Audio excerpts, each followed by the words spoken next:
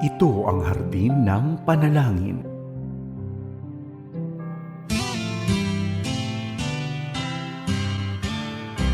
May harding mapananalanginan, doon si Jesus naghihintay.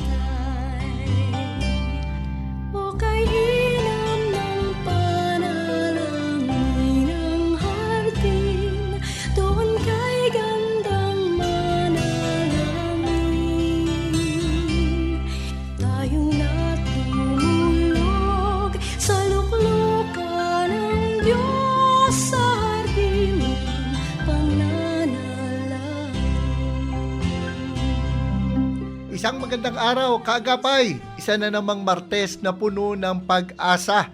Panibagong araw, panibagong simula na ating mararanasan muli ang kagandahang loob ng Diyos. Ang sabi nga, pag-ibig niya ay hindi nagmamaliw. Ang awa niya ay walang kapantay. Ito'y laging sariwa sa bawat umaga. Magandang araw po. Ano man po ang ating suliranin, ano man po ang ating mga pasanin, tandaan po natin na lumapit tayo sa Panginoon. Sabi niya, "Come to me, all of you who are tired and heavy laden, and I will give you rest." Kapahingahan na hindi maibibigay ng sanlibutan. Kapahingahan na tanging Diyos ang makapagbibigay. Magandang araw po, ako po si Pastor Eric Cortez at kayo po ay nakikinig po sa Hardin ng Panalangin. Dito po sa inyong paboritong 702 DCAS FEBC Radio TV. Kami po ay napapakinggan bukod pa po sa radyo sa iba't ibang platforms. Online po, napapakinggan po tayo sa Facebook, sa YouTube, at sa ating pong 702 DCAS app. Sana na-download na po ninyo kasi ang maganda po doon sa ating app, kahit na magbukas kayo ng ibang application, halimbawa, nakikinig kayo, pagkatapos may nag-send ng message sa inyo na kailangan nyo sagutin. Kahit nasagutin nyo yun, hindi ho titigil yung app ng 702 DCAS app. Tuloy-tuloy pa rin yung inyong pakikinig sa ating programa. At napapakinggan din po tayo, napapanood sa Signal Cable Channel 185 sa pakikipagtulungan po sa GCTV. Ayan. So, dako po muna tayo sa panalangin. Talaga natin sa Panginoon ang ating oras po ng pagbubulay at pag-intercede sa mga pangangailangan po ng ating mga kaagapay.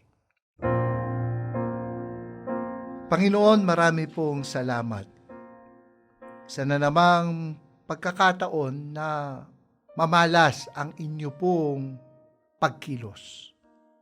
Salamat sapagkat hindi kami kailangan mag-atubiling lumapit sa inyong trono, aming mahabaging Diyos, sapagkat doon, sa piling ninyo, sa presensya ninyo, kakamtan namin ang habag at kalinga sa panahon na kailangan namin ito. Purihin po kayo, O Diyos. Tinatalaga namin ang aming pong pagkakataon na binibigay na ang mga kahilingang ito'y mailapit namin sa inyo. Salamat sapagkat binigyan nyo kami ng access sa inyo. At umasa po kami, nakikilos kayo ng higit sa aming iniisip, higit sa aming inaasahan. We thank you and we glorify you in Jesus' name. Amen. Muli, ako po, si Pastor Eric Cortez para po sa Tuesday edition ng Hardin ng Panalangin. At kung kayo po ay may mga prayer requests, kaagapay, pakitype lang po sa ating pong comment section sa ating live stream at sa tulong po ng Panginoon, sama-sama po nating idudulog ito sa Kanya, sa abot po ng ating makakaya upang magkaisa tayo na umasa sa Panginoon sa Kanya po magiging kasagutan. At kung meron po kayong patotoo ng kasagutan sa ating panalangin, alam nyo, nakakataba po ng puso na makarinig po ng mga patotoong ito at hindi po ito para ma-encourage lang kami. kundi para ma-encourage po ang ibang mga tagapakinig na katulad din ng pinagdadaanan po ninyo, makita niya, yung panalangin niya para sa ganito ay sinagot, ganyan din ang aking pangailangan. Aba, lalapit din ako sa Panginoon. So, kumbaga sabi nila, a burden shared is a burden halved. Kapag ang pasanin binahagi, gumagaan. Paghahatian Pero a joy shared is a joy doubled. Kapag yung saya binahagi, dumadami yung masaya. So, the joy is doubled. Kaya po, comment na rin po ng inyong mga patotoo. At ito po'y binabahagi namin sa iba pa po nating mga kasamang hardinero dito po sa Hardin ng Panalangin. At para po sa ating sama-samang pagbubulay sa salita ng Panginoon, tingnan po natin ito pong nangyari sa isa sa mga hukom, si Samson. Tandaan po natin pag sinabing hukom dito po sa Judges, sa book na ito, hindi po ito yung mga naka-robe ng mga magistrates. Yung mga alam po natin ng mga west, yung nagkakasal, di po ba? Hindi po. Yung tinutukoy dito judges, mga deliverers, mga military conquerors. At isa na nga po sa mga judges ay si Samson. Siya ang pinakakilalang judge.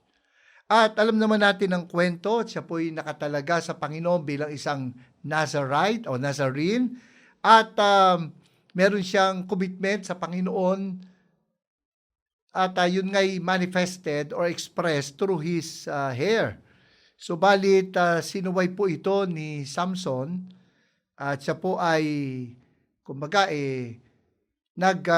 namuhay sa pagkakasala, alipin ng pagnanasa. Kaya po nabitag siya nitong si Delilah.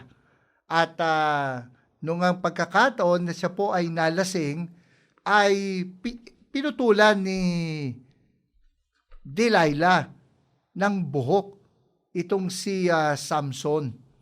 At dahil po doon, nawala yung kanyang lakas. Sabi po rito sa Judges, chapter 16, binihag siya ng mga Filisteo, dinukit ang kanyang mga mata, dinala siya sa gasa, tinalian ng tanikalang tanso, at pinagtrabaho sa isang gilingan sa loob ng bilangguan.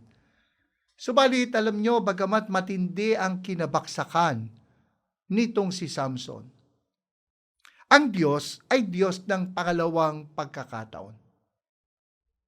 Marahil po, may mga nag-aalala pag sinasabi po natin yon, sapagkat sinasabi nila na may mga tao kasi na umaabuso sa biyaya ng Diyos. Magkakasala sapagkat sinasabi nila na total, may kapatawaran naman. So magkakasala, hingi ng tawad, magkakasala, hingi ng tawad. Subalit, tandaan po natin, totoo na ang Diyos ay Diyos ng ikalawang pagkakataon, ikatlong pagkakataon. Subalit, tatandaan po natin ito. We are free to choose, but we are not free to choose our consequences. We are free to make a choice as to what we will do, whether we will obey or we will sin. Subalit, hindi tayo malaya na piliin ano yung magiging epekto, ano yung consequence ng ating ginawa. At nakita natin yung consequence ng ginawa ni Samson. Nabulag siya, naalipin siya, the once mighty Samson. Sabi nga, how the mighty have fallen. Subalit, binigyan pa rin siya ng pagkakataon ng Panginoon na hindi lang makaganti sa mga taong gumawa sa kanya ng ganitong malungkot na pangyayari ng pagkabulag, pagkaalipin, kundi once again na ipakita na binigyan pa siya ng pagkakataon ng Diyos na tuparin ang kanyang tungkulin bilang isa pong judge. Ang sabi po rito sa Judges chapter 16, nilagay po si Samson pinagkakatuwaan. Kasi yung mga kalaban niya, yung mga haring Pilisteo, na nagdiriwang sa ngalan ng kanilang Diyos-Diyosan ay pinagmamalaki nila na pinagtagumpay sila ng kanilang Diyos laban kay Samson. At sabi nga sa verse 25, at sa laki ng kanilang katuwaan, naisipan nilang pagkatuwaan si Samson. Pinagtripan nila si Samson. Inilabas nila ito sa bilangguan at pinatayo sa pagitan ng dalawang malalaking haligi. At sinabi ni Samson, sabi sa verse 26, sa batang lalaki na umaakay sa kanya, ihawak mo aking kamay sa mga ligi ng gusaling ito. Gusto kong sumandal doon. Ang gusali napakasikip dahil sa dami ng tao, babae at lalaki, lahat-lahat ay may 3,000. Nandun din ang mga haring Pilisteo. Masaya nilang pinagkatuwaan si Samson. At nanalangin po itong si Samson. Sabi, Panginoong Yahweh, mahabag kayo sa akin, isinasamo kong minsan pa ninyo kong palakasin, upang sa pagkakataong ito'y makaganti ako sa mga Filisteo sa pagkadukot nila sa aking mga mata. Itinukod niya ang kanyang mga kamay sa dalawang haligi sa gitna ng gusali at malakas niya sinabi, mamamatay ako, ngunit sama-sama tayong mamamatay. Ibinuhos niya ang kanyang lakas at itinulak ang mga haligi, gumuho ito at nabaksakan ng mga pinunot lahat ng Filisteong naroon. At ang sabi, kaya ang napatay ni Samson sa oras ng kanyang kamatayan ay mas marami pa kaysa noong siya'y nabubuhay. Dito natin makikita, sa kabila ng nagdusa si Samson ng consequence sa kanya pong naging pagkakasala at pagkukulang sa Panginoon, binigyan pa siya ng ikalawang pagkakataon. Dito natin makikita marahil kagapay, minsan nagtalaga ka ng iyong sarili sa ating Panginoon. Subalit, ikaw ay nalayo, nalihis. At dahil doon, pakiwari mo, hindi ka na makababalik sa Panginoon. Niisip mo, nasira na yung iyong patotoo. Mahirap nang ibangon. Mahirap nang ibalik sa dati. Marahil, totoo kapatid. Sabi ko nga, we are free to make our choices, to obey or not to obey. But we are not free to choose the consequences. Marahil ngayon nagdurusa ka sa consequences ng iyong pagkakasala. For example, isa kang young people na napariwara, nabuntis, ikaw ngayon ay isang dalagang ina. Marahil ang tingin mo, paano pa ako makapaglilingkod sa church? Sa ganitong kalagayan ko. Kapatid, hindi natin matatawaran ng kagandahang loob ng Diyos. Maaaring ang iyong gawin, una, ay maging makadiyos na ang iyong susunod na pagpili ng makakasama mo, ng magiging asawa mo. O, kung ikaw ay nakasal, at talagang nadapa ang iyong buhay, marahil ipakita mo na ano na ang isang mananampalataya na may asawa. Kung ikaw ay wife, what is a Christian wife? Kung ikaw ay husband, what is a Christian husband? I-google mo ang iyong panahon sa paglilingkod sa iyong pamilya, pagsunod sa Panginoon. At kahit na sabihin po natin na hindi man ito, marahil kung dati nagsusong-lead ka, pero sa policy ng iyong church ay hindi ka na pwedeng mag-song-lead, hindi ibig sabihin na hindi ka na makapaglilingkod sa Panginoon sa ibang kaparaanan. Marami naman tayong pwedeng gawin para sa Panginoon. Tandaan natin, ang Diyos ay Diyos ng ikalawang pagkakataon. Marahil, ikaw ay dating naglilingkod, subalit dahil sa iyong naging pagkakamali, ikaw ay hindi na binigyan ng pagkakataong makapaglingkod na katulad ng dating paglilingkod mo. Pero, ano man ang kalagayan mo ngayon, doon ka makakabangon. Kung saan ka nadapa, doon ka babangon. At maglingkod ka sa bubuksan ng Panginoon na paglilingkod. Katulad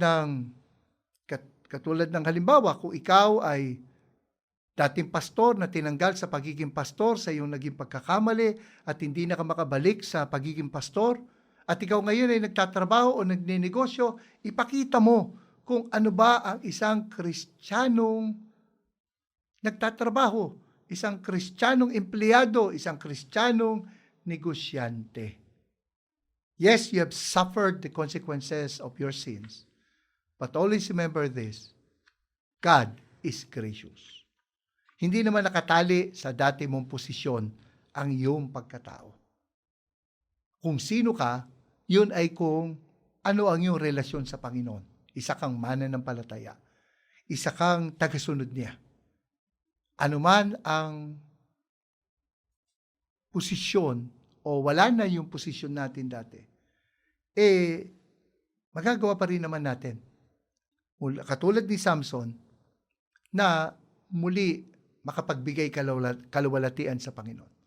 Habang buhay tayo, hindi pa tayo sinusukuan ng Diyos. Sabi nga ni Rick Warren, kapain mo yung dibdib mo. Pag may nararamdaman ka pang tibok, God is not finished with you. Dahil ang Diyos ay Diyos ng ikalawang pagkakataon.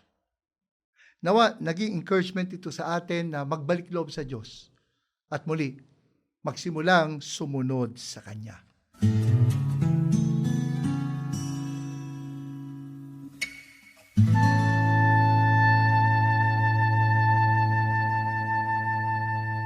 Sa sandaling ito, tayo po ay mananalangin para po sa mga pinadalang request ng ating pong mga tagapakinig. Tayo po ay dumako na po sa pananalangin.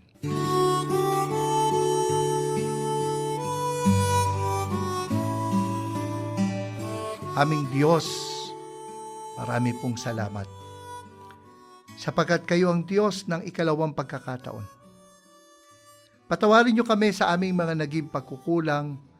Hindi na namin mababago ang nakaraan. Subalit sa biyaya ninyo, mayroong kaming bagong kasalukuyan at kinabukasan. At nawa, Panginoon, sa aming naging pagbubulay-bulay, nawa maging encouragement ito sa amin pong mga kababayan na nadapa na muling bumangon para po sa kaluwalhatian ninyo. Amin pong inilalapit sa inyo ang mga kahilingang panalangin ng aming mga tagapakinig. Lord, ipinapanalangin po namin na nawa ang pinaplanong business ni Sister Teresita Arcangel na maaprubahan na po ang operasyon ng kanila pong water station. Hinihiling po namin, Panginoon, na you would facilitate yung release ng mga kinakailangang permit. Kalooban po ninyo na kami po ay kumita ng marangal sa pamagitan ng aming mga kamay. Kung kaya hiniling po namin ang inyo pong basbas upang wala na maging hadlang sa pagbubukas, pagtatayo ng water station ni Sister Teresita. We also pray, O Lord, na yung anak po ni Sister Norma Getolye ay makahanap na rin po ng trabaho. Ang kanyang bunsong anak. Tulungan niyo po siya, grant him favor or her favor in the eyes of the employer. At nawa, Panginoon, ang anak po ni Sister Norma ay magkaroon na po ng trabaho. Salamat sapagkat nais niya na makapag-provide sa kanilang pamilya at huwag niyo pong bibiguin ang kanya pong kahilingan. We also pray, O Lord, sa approval po ng housing loan ng anak po ni Brother Joseph Estacio. Ang pagpoproseso po ng mga benepisyo sa SSS ni Sister Natividad Anunciado. Kayo po, O Diyos, ang mag-facilitate, magbigay ng kanilang mga pangangailangan. Lord, sa mga humihiling po ng kaligtasan ng kanilang mahal sa buhay, na sila makakilala din po sa inyo. Katulad po ni Lisel Domingo, para po sa kanyang anak na si Francis, at si Lenny Reyes para po sa kaligtasan ng kanya pong asawa, na siya po'y makakilala po sa inyo bilang kanyang tagapagligtas. O Lord, magdala po kayo ng mga tao magbabahagi ng mabuting balita sa kanya, at sa alam po namin, nagtitiwala ko na taniman na siya ng inyong salita, si Francis at saka yung asawa ni Lenny. At iniling po namin na ang salita po ninyo hindi bumalik ng walang nangyari, kundi ito po ay magbunga. At sila po ay magbukas ng kanilang puso upang tanggapin kayo bilang Panginoon at tagapagligtas. Amin din pong dinalapit sa inyo si Lian Rosales. Kailangan niya ang kalakasan ng loob sa nararamdaman po niyang kahungkagan or emptiness. Yakapin niyo siya ng inyong presensya at ipadama po ninyo na hindi niyo siya iiwan ni pababayaan man. Salamat sapagkat sa gitna po ng amin pong nararamdaman, kayo po ang Diyos na nagbibigay ng kapayapaan na hindi kayang ibigay ng sanlibutan. Lord, we also lift up to you ang mga kababayan namin na may mga karamdaman. Pray ng patuloy po na kagalingan at kalakasan para po kay Kenneth Rosquillo. Hiniling din po namin ng kagalingan, complete recovery and healing para po kay Rainier de la Peña na may problema po sa kanyang puso. Panghawakan po ninyo ang kanyang puso, patibayin po ninyo ito, O Diyos. Ganon din po ang healing sa kapatid ni Tess Reyes na may kidney problem. Ang healing po nila, Panginoon, wag na pong mauwi sa dialysis. Lord, napakahirap to go through dialysis other than the financial challenge. But I pray, O Lord, na palakasin po ninyo ang kapatid ni Sister Tess upang hindi na po siya kailanganin pa mag-dialysis. Ganon din po si Eduardo Lioterio, healing from prostate problems. Lord, sa mga gastusin, kung kinakailangan ng radiotherapy at iba pang gamot, kayo po mag-provide. Subalit higit sa gamot, umaasa po kami na kayo ang Diyos na nagdudulot ng kagalingan. We also pray for Sister Gloria Di Mayugan na humihiling po ng kagalingan sa hyperthyroidism ng kanyang anak. Lord, kayo po may likha ng aming katawan. Alam po ninyo ang mga naging problema dahil na rin po sa kami po inaapektuhan din ng pagkakasala ni Adan at ni Eva. Na ang inyong nilikha na dapat ay ganap, ay nagkaroon ng depekto dahil sa kasalanan ng aming mga unang magulang. Subalit salamat sapagkat hindi nyo kami sinukuan. Salamat sapagkat kayo ang Diyos na hindi nagbabago. Kayo ang Diyos na patuloy na nagpapagaling hanggang sa ngayon. Sa mga kababayan po namin na ipanalangin at mga hindi po namin nabanggit na may mga pinagdadaan ng karamdaman, panghawakan po ninyo ang kanilang lupang katawan. At iniling po namin na that you would restore their health and renew their strength. Ipakita po ninyo na kayo po ang Diyos na tumutugon sa dalangin. Kayo ang Diyos na nagbibigay ng kagalingan. Salamat sapagkat you have provided the doctors, the medicines, the finances for the hospital bills. Subalit higit po sa mga pangangailangan ito, alam namin, ultimately kayo ang Diyos na nagpapagaling. Kaya sa inyo kami umaasa sa kasagutan sa aming mga panalangin. Salamat po, O Diyos, sa muli pagkakataon na lumapit sa inyong trono, aming mahabaging Diyos.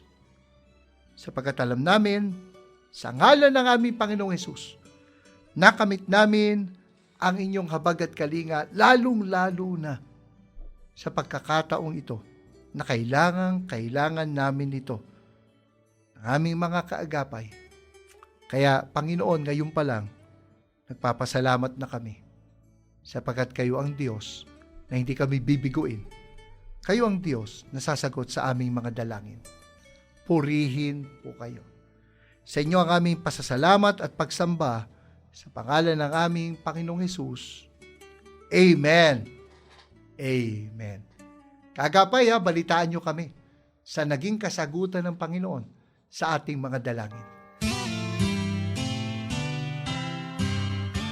Magkarinigan po muli tayo. Ang hardin ng panalangin po naman ay araw-araw mula po Lunes hanggang Linggo At ito po'y napapakinggan sa radyo, online at sa Channel 185 sa Signal TV sa aming pakipagtulungan sa GCTV.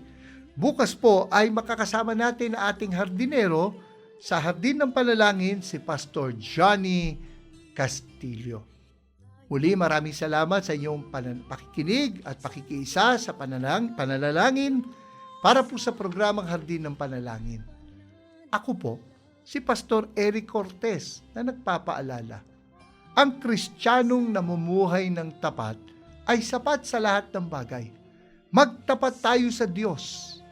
At ang Diyos, kailanman, hindi magkukulang.